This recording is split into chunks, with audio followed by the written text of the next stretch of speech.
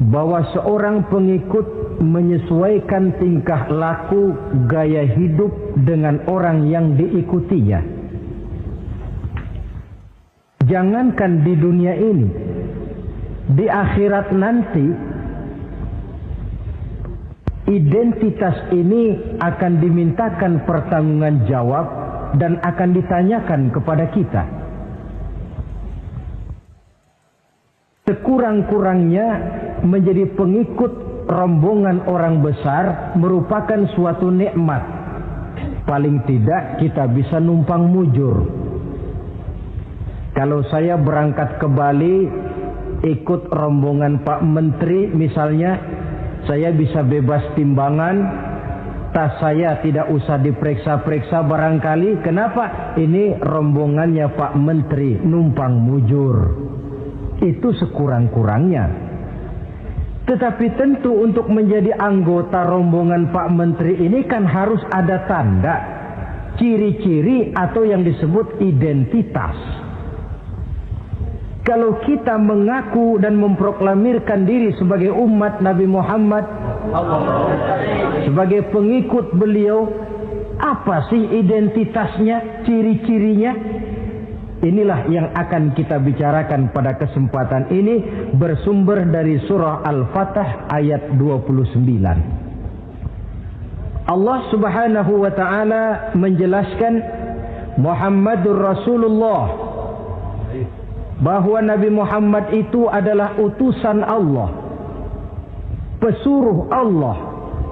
Walladzina ma'ahu, dan orang-orang yang bersamanya, orang yang mengikuti ajarannya, para sahabatnya, kita ini para pengikutnya, mempunyai ciri atau identitas. Dalam ayat ini ada 5 ciri yang dijelaskan. Pertama, asyidda'u 'alal kuffar. Pengikut Nabi Muhammad bersikap tegas kepada orang-orang kafir. Apa artinya tegas di sini? Saudara-saudara, tegas di sini artinya bukan main marah-marahan, tidak ngajak berkelahi, bukan juga menantang perang. Tegas di sini artinya mempunyai prinsip, mempunyai garis yang nyata di dalam keyakinan beragama. Garisnya apa? Tidak lain, lakum dinukum waliyadin. Bagi Tuhan agama Tuhan, bagi kami agama kami. Silahkan Tuhan melaksanakan agama Tuhan, kami akan melaksanakan agama kami.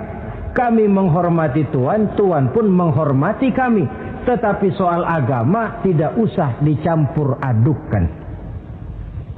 Identitas semacam ini perlu kita tegakkan kembali. Sebab apa? Sebab di zaman sekarang orang mulai mengaburkan nilai-nilai kebenaran dari agama, yang pada akhirnya menanamkan sikap ngambang terhadap agama. Misalnya kita ini dibuai dengan kalimat yang kelihatannya bagus tapi sebenarnya mengandung racun. Kata orang, jangan fanatik, semua agama kan bagus, semua agama benar, semua agama thayyib. Terus terang saja, saya bukan tidak setuju dengan kalimat itu. Saya beranggapan kalimat itu belum sempurna. Semua agama benar, jangan titik di situ, itu baru sekedar koma. Semua agama benar, koma, bagi penganutnya masing-masing, titik. Semua agama baik, koma, bagi penganutnya masing-masing, titik. Bagi kita yang muslim, yang benar Islam. Dan seorang muslim yang berani membenarkan semua agama, seorang muslim yang berani berkata semua agama benar, sekurang-kurangnya munafik kalau tidak menjadi murtad. Wah Pak, itu namanya fanatik dong. Betul. Yang tidak boleh kan fanatik kepada suku, yang tidak boleh kan fanatik kepada guru, tapi fanatik kepada agama dalam arti berpegang teguh kepada agama merupakan bagian daripada kehidupan beragama. Hanyalah kalau umat Islam ini fanatik dengan agamanya, dia akan konsekuen baik melaksanakan, mengamalkan maupun mengembangkan agamanya. Saya ya cinta kepada suku saya, tapi tidak lalu fanatik. Cinta suku boleh, fanatik kepada suku salah. Cinta kepada guru bagus, fanatik kepada guru jelek. Cinta kepada agama bagus, fanatik kepada agama wajib. Hanya dengan fanatik kepada agama orang konsekuen. Yang jelek itu kan kalau sudah fanatisme kesukuan. Contoh, misalnya mentang-mentang orang Sunda, lalu ngomong saya ogah dengerin ceramah. Kenapa? Ustaznya bukan orang Sunda sih.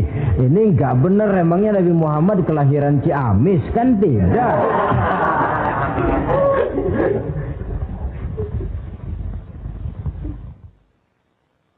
Toleransi ada tempatnya, tetapi tidak menyangkut masalah-masalah ritual, tidak menyangkut masalah-masalah ibadah. Soal bikin jalan umum, mari bersama saudara-saudara kita yang lain agama membangun puskesmas, mari bersama-sama menjaga keamanan, mari sama-sama. Tapi kalau sudah menyangkut masalah ibadah, kembali kita kepada prinsip lakum dinukum waliyadin. Bagi Tuhan silahkan melaksanakan agama Tuhan, kami pun akan melaksanakan agama kami.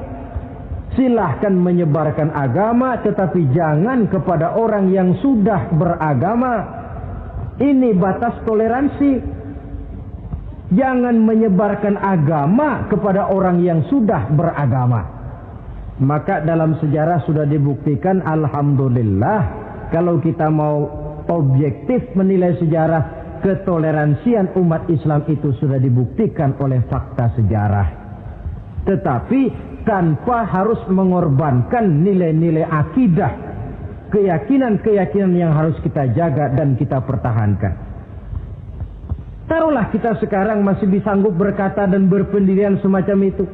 Anak kita, keturunan kita, generasi yang akan datang, jikalau ditanamkan rasa ngambang terhadap agama, lambat laun akan makin tipis nilai-nilai religius itu melekat di dalam jiwanya.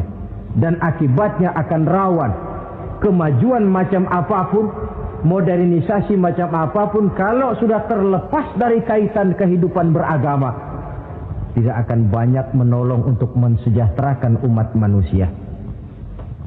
Asyidda'u 'alal kuffar, bersikap tegas kepada orang-orang kafir. Ini sikap yang pertama, identitas yang pertama.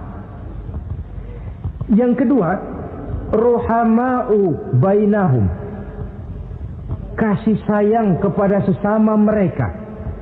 Kalau kepada orang kafir tegasnya bukan main, tapi kembali ke dalam, kembali kepada sesama muslim, kasih sayang setengah mati. Saling asah, saling asih, saling asuh, saling mengalah buat kepentingan yang lain. Ini sudah dicontohkan dalam sejarah ketika Rasulullah dan para sahabat hijrah ke Madinah. Orang Madinah yang menyambut kedatangan orang Mekah itu kan disebut Ansor. Betul apa betul? Lah orang Makkah ini yang hijrah ke Madinah disebut kaum muhajirin. Apa orang Madinah menyambut kedatangan orang Makkah itu mentang-mentang orang asli Madinah lalu tolak pinggang? Kamu kemari pendatang ya, awas jangan bertingkah. Tidak. Masing-masing malah mencari saudara.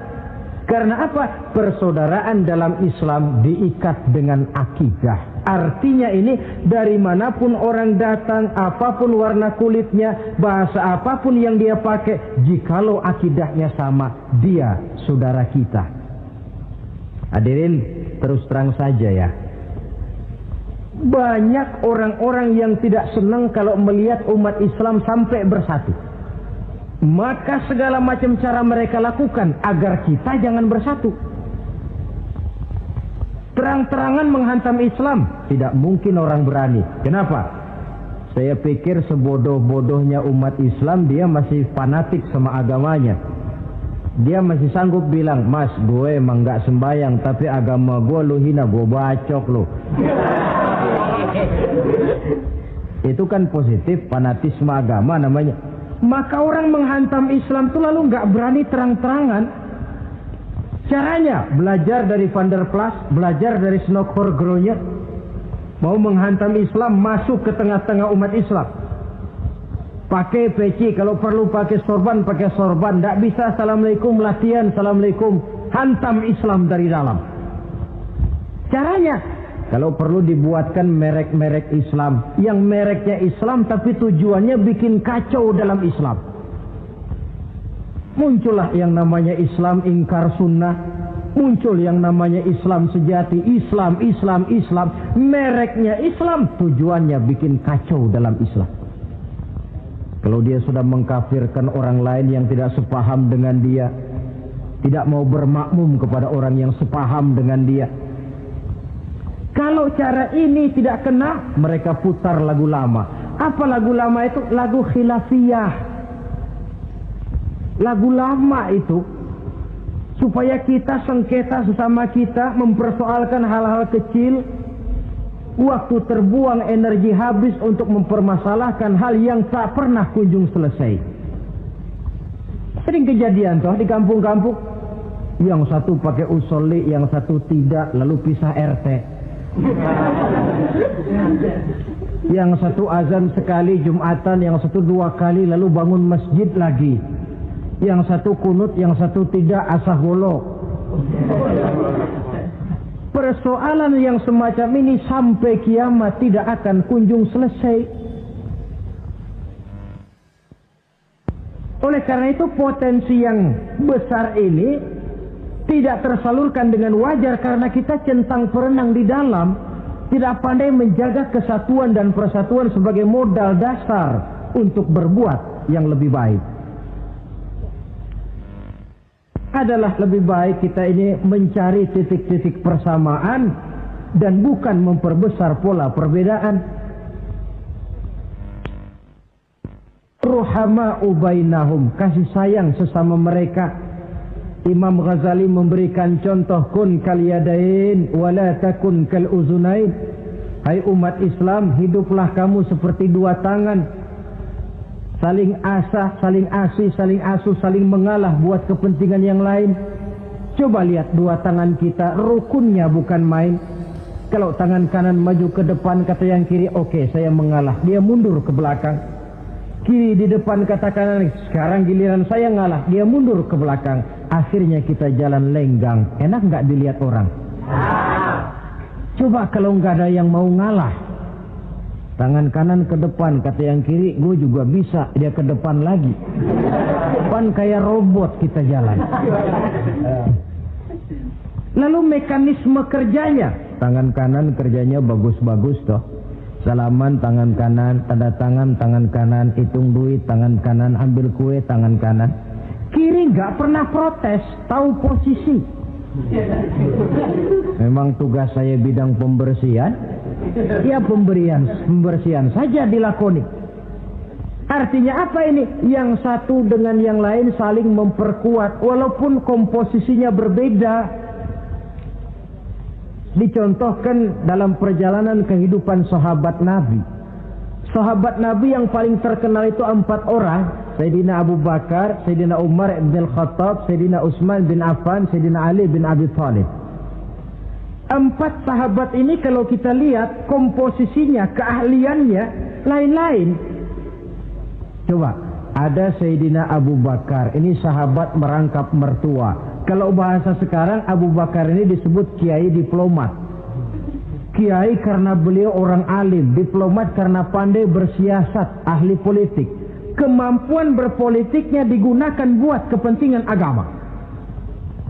Sebab siapapun yang berpolitik untuk kepentingan agama, tentu kita doakan.